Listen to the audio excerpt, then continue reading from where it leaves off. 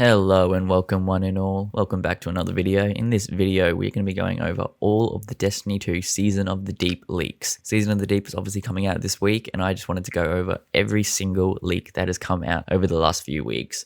As usual, make sure you take all of this with a grain of salt, as some of it may be changed, some of it may never make it into the game. This is all just speculation, rumors, and leaks, as they are. They are sometimes true, sometimes not. So let's get straight into it. First of all, we've got the Veil quest continuation. So the seasonal quest tied to this season is going to be all about the Veil and giving us a bit more of an insight into the Veil, which is good because it was absolutely horrible during the Lightfall campaign. We understood absolutely nothing, basically. Alongside this, there'll be a legendary hand cannon as a reward. Other than that, we're getting 3 strand aspects for each of the classes. We don't know what they do yet. We just have names, so we won't go too far into that. I've got a bunch of pictures here. I've had to get rid of a few, as some of them are just absolutely unreadable, as whoever leaked these was obviously not meant to, and they just took the crappiest pictures they could, but they got them out there. But we're going to go over the ones that are able to be read. So first of all, general quality of life. Vesper of Radius, Riftstone Mint, and Arc Shockwave every 3 seconds that deal 200 PvE damage and 70 PvE damage. If these shockwaves kill an enemy, they explode on delay for 100 damage.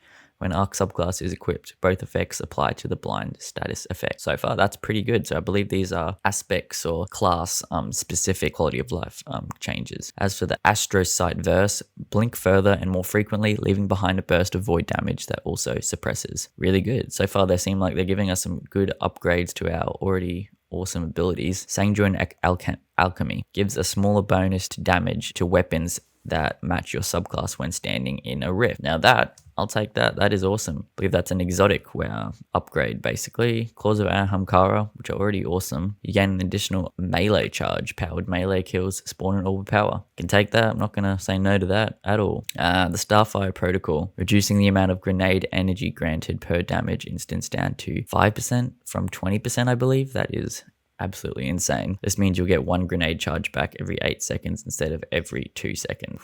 Yep, that Starfire Protocol nerf was coming, and it seems like it will be if this is true. Chromatic Fire. Precision final blows with your kinetic weapons create an explosion that damages and applies status effects in the element of your subclass. So precision blows with your kinetic weapon will create an explosion. That's something, I guess. If you're using kinetics, that'll give you a bit of an extra boost. Dawn Chorus. Your daybreak projectiles cause targets to scorch on contact and deal increased damage against targets that are scorched. That's awesome. The Dawn Chorus was already a beastly awesome exotic for the Warlock, so I'm not going to say no to that. Ophidian Aspect, remove melee range extension. Okay, whatever. And the Mantle of Battle Harmony changed to non-stacking damage buff. I'm not too much taken that. I've never used the Mantle of Battle Harmony too much, but I'm guessing that is going to be sad for some people. We've got a little bit of a leak on some seasonal weapons. This one's much easier to read. So the seasonal weapons look like they're going to be taken after the Taken theme, which is really cool because this is some of the ornament you see on the Malfeasance. It's basically that, but for the seasonal weapons, which is awesome in my opinion. Taken Reckoning weapons, Stasis Aggressive Submachine Gun, Strand Rapid Fire Pulse Rifle, Stasis Rapid Fire Sniper, Strand Rapid Fire Shotgun, a Void Aggressive Hand Cannon, and a Strand Vortex Sword. And these all have the origin trait Unsated Hunger, which increases handling, reload speed, and stability when no abilities are fully charged. Swords gain increased guard resistance and charge rate instead. That's pretty cool. I like that. So when you've used all your abilities up and they're still recharging, you're going to get a lot of increases to your weapon stats, basically. So far, that looks really, really cool. We're not going to go into too many of the general quality of life ones, maybe not. Power simplification. This one I've heard may not be making it into Season of the Deep. We'll still go over it quickly. This is basically how they're going to be changing up the way that we level up in power in this game. It's going to be simple and more consistent, they reckon. So power is now a single countable scooped value. Sorry, that is really hard to read. Power is earned via challenges and XP. So instead of earning gear, I believe, you'll be almost leveling your power up through challenges and activities, I guess, that when you get XP. So it's going to be a lot different. You're not going to have to go and grind for a specific piece of armor, maybe, or something like that. Find out eventually, I guess. Play any activity. Power is for PED. Players can ignore power level for most activities, and players can enter any activity at any level. Just going to allow a lot more inclusivity into the game for people that don't have the time to play it 24/7 and get their power up through all gear gear and stuff like that. This is going to allow anyone to join any activity, and it's going to make it so the power level isn't as much of a, how can I say this, isn't as vital for getting through that activity. You can use all your gear all the time. Players no longer need to infuse gear. So that's really cool actually, because infusing is getting annoying with the way you have to do it at the moment. Always play with friends. Fighting power allows players to jump right in with them. So that sounds almost like if you join in with a higher leveled friend of yours, it's going to help boost you to their level almost. We're going to have to see how that goes, and if it actually makes it into Season of the Deep. It may not, but if it does sound like some really cool improvements to the power level system.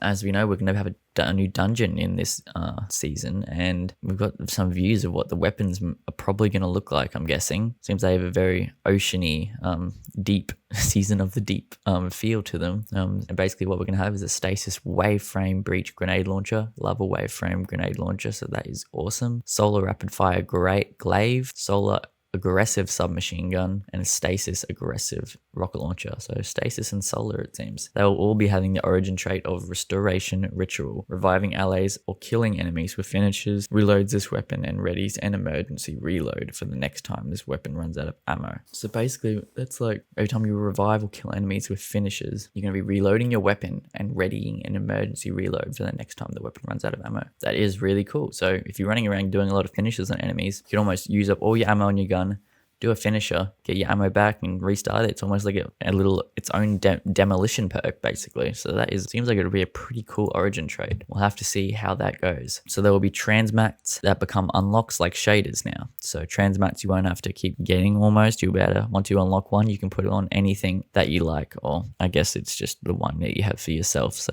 they're going to be full unlocks now. Raid/dungeon rotator gets a special directory icon, so I guess it'll be a bit easier to locate them on the map. Shoot to loot works on orbs of power. That's pretty cool. So if you have that perk, it's going to become even more powerful for your weapons. Exotic rotator will be the best place to complete your exotic cipher. Not too sure what that means, but we'll find out, I guess. Lobby balancing in Crucible. That's always good because sometimes it's retarded. More spawning updates on more maps. That's awesome. And loadout upgrades. So I bet those ones are a bit more obscure, but we get the idea. So there's basically all those ones. As we all know, this one is a pretty old leak, but we're going to be going to Titan most likely. This isn't one of those grain of salt leaks until proven otherwise. Nothing huge though. But this one has been confirmed at this point, guys. So we will be going to Titan, I believe. Not sure if it's a patrol or not though, but most likely. The giant sea monster will be there too, but that's all I was told. We'll see if this ends up being true or not. I'll have some of the stuff eventually. He said that there, but he has since confirmed this leak. This leak is definitely happening. We are going to Titan. Not sure if it is a patrol or not, and not sure if we will be fighting the big monster, but Titan will be in this expansion, in this season. As for this one is completely unconfirmed, but it does seem pretty legit, and this guy usually gets some pretty good leaks out that become true. So he's got some pretty unexpected ones here. First of all, you can fish. So apparently you can fish, and the fish that you acquire go to an aquarium in the helm. I'm guessing this will be custom for all players, and you'll be able to collect your own group of fishies. We'll see how that one goes. I'm not sure if that one will be legit, but if so, that is a pretty weird and cool feature. I'll take it in Destiny. 3-player activity with some roguelike aspects. You can pick up a buff before you enter the next room. Roguelikes are awesome, and I've always thought that Destiny needs to add some sort of roguelike mode into the game. And if this is true, then that is going to be absolutely awesome. Some roguelike sort of thing. Add some really fun replayability to a mode. That's what I want. If that comes true, I'll have that one. There'll be multiple seasonal activities. That's regular. There's a submarine where you can see the Leviathan as shown in TWAB. So that one's a bit odd. So apparently there'll be a submarine that you can, I guess, go to. I'm not sure if it'll be like part of the patrol area, or if it will be, maybe it could be what do you call it, like an area like the helm or something, where you're just going to like get your stuff, talk to maybe Sloan and something like that. That is pretty cool. Strand exotic trace. So these are the exotics that apparently are coming. Apparently there's a strand exotic trace. Apparently it's pretty good, he says. We'll find out about that. A strand exotic trace rifle does seem pretty fun though, and I'd be keen to use that. Arc exotic auto rifle, which apparently will give you an immediate advantage when engaging with an enemy, but he's not sure what the advantage is. So exotic arc auto rifle, I'll take that. We'll see how it goes. The auto rifles are definitely a lot better since that update, so I'm keen for any auto rifle they can add to the game. And a stasis exotic scout. This one may be the quest because it has a catalyst apparently, and if that is the quest exotic for this season, I will definitely take that. I haven't minded the last the last couple ones these seasons, but something that would be a little bit more useful would be definitely a scout rifle. So I will take that. New light exotic armor quest, kind of like Risk Runner and Arbalist. Okay. Oh, okay. Yeah. So they're adding some more new light armor quests. That's awesome that people will be able to do for their get some old exotics that they haven't got already. Season 22 development is completed apparently. Lance's lines are fully recorded for season 21, meaning that all of Zavala will still be in this season most likely. He may die at the end or something. Who knows? They have to get rid of him at some point now due to the loss of Lance, but at least we will have his voice dialogue through this whole season. And the Starfire Protocol, which has been absolutely nerfed to the ground, has an ornament now, that's a bit funny to be honest. Of course, you want to add that now, Bungie, that you've just killed the exotic altogether, but I guess it did need to happen. And finally, guys, I've got this. I don't think this is true, guys. I don't think this is true, but apparently this is the dungeon exotic, a hand cannon called the Fisherman's Folly. I'm pretty sure this has been photoshopped in some way or another, but if it hasn't, that is a cool design. I'll give it that. That is a really cool design for an exotic, and I'll take a hand cannon, I guess. We'll have to see how it goes and what it does. Apparently, precision final blows cause combatants to emit a sonar pulse, revealing nearby combatants through walls and terrain. Guardians may emit a larger pulse. So we'll see how that one goes. I'm not too sure if that one will be true, guys, but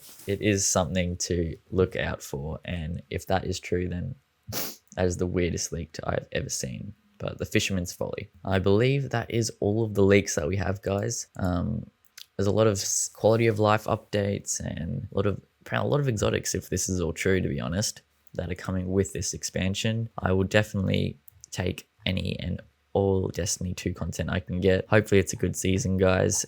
We're only a few days away from it now, so get excited, get ready, get your classes ready to go, and I'll be covering all of the latest builds and updates and things coming to the game. So get ready for that and stay tuned to this channel if you want to see all of the stuff that is coming. So don't forget to like and comment if you liked this video. Let me know in the comments what you're most excited for about this season, and subscribe if you want to keep up to date with everything that's happening, because I'm going to be covering it all as it releases on Thursday for Season of the Deep, or Tuesday. So something like that. In Australia, it's a bit hard to figure out. Anyway, I will catch you all next time. Don't forget to like, comment, and subscribe. Thank you, guys, and I'll see you next time.